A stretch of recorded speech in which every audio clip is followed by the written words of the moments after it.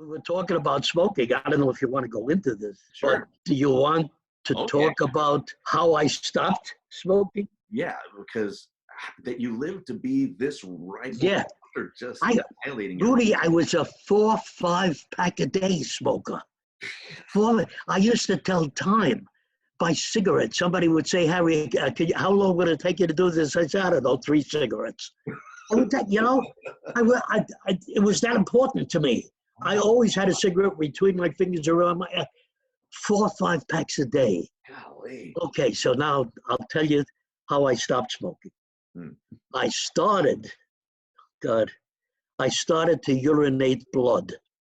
Oh my gosh. Oh, well, Lord have mercy. And I thought maybe it would go away. It kept happening. I finally said to Renee, I said, hon, and I told her, I'm urinating blood.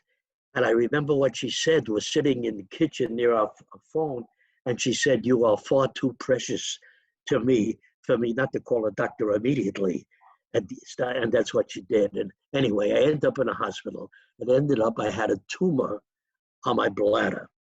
It was not a very good time for me with catheters and, I don't know, blood tests and putting me to sleep and etc. But again, and forgive me for saying this so often, long story short, I don't want to go into detail here. It ended up, it was a tumor, as I said, a tumor on my bladder. Thank God it was benign. Wow. And I started to get better. They're taking care of me in the hospital, taking out the catheter, oh God. And I'm about to leave, and the doctor, who knew me a little bit, I can't remember why. I can't remember if he was a friend or had been a doctor of mine for a while.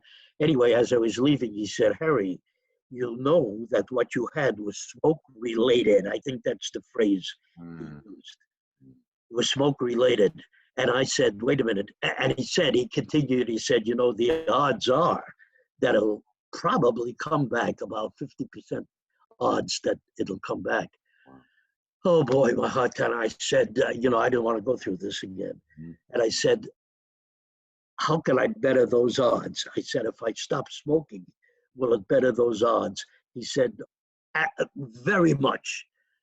When he said very much, I never had another puff of a cigarette.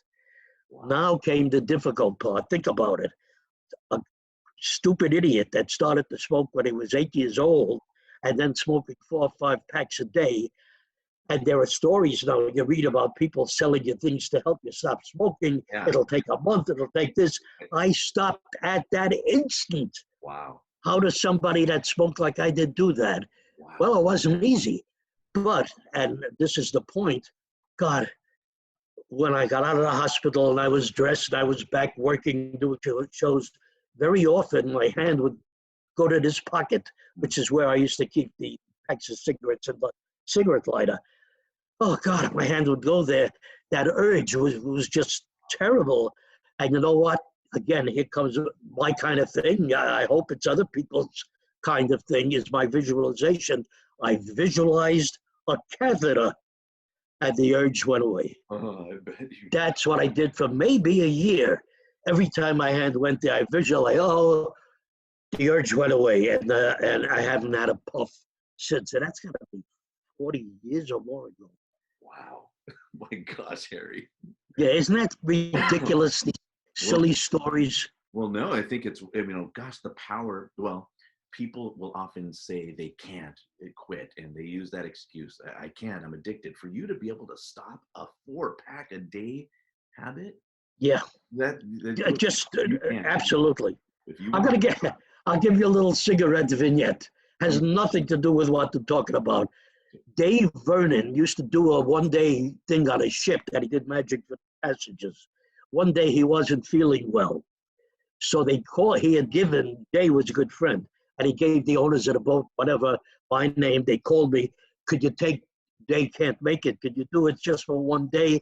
We hope he'll be better, blah, blah, blah. I said, sure. They offered me money, etc. Okay, I'm on the boat, and we would be on the deck, and people would come over, and I would do tricks. Those days I did mostly card tricks as usual, but don't forget we were standing up outdoors. I didn't have a table. So somebody would put out their hands, I'd lay the cards on that, but I did other tricks. One of the things, this is what reminded me, I was a smoker way back then, still smoking, and I used to do a thumb tip thing to make the cigarette disappear, standard kind of thing. And I kept the thumb tip in my left jacket pocket. And we're on a ship, we're on a boat, and I'm doing magic for people. I'm trying to imitate this. I'm leaning against the rail of the ship, and I'm going to do the cigarette thing. I have a lit cigarette, and I'm just smoking it. I'm going to make it disappear. And I had a way of hiding the fact that I'm going into my pocket. But again, long story short, I go into my pocket to get the thumb tip, and I had been leaning against the rail of the ship, and the damn thumb tip had flattened. There was no way I could get my thumb into it. I tried. I kept talking, trying to get my fingernail into it, to spread it. I couldn't do it. I had to end this. I had been building up this trick. You know what I ended up doing? Oh, wow. I sleeved the lit cigarette. Oh my gosh. What else was I going to do? I was hoping I wouldn't start on fire, and that if I did, they wouldn't see it, or I would jump into the ocean. I don't need to put out the fire. But fortunately, again, I'm not too sure. For some reason, and I hid the fact that I was doing it or why I was doing it. I kept saying, "Do you believe that, folks?" Trying to put out the cigarette.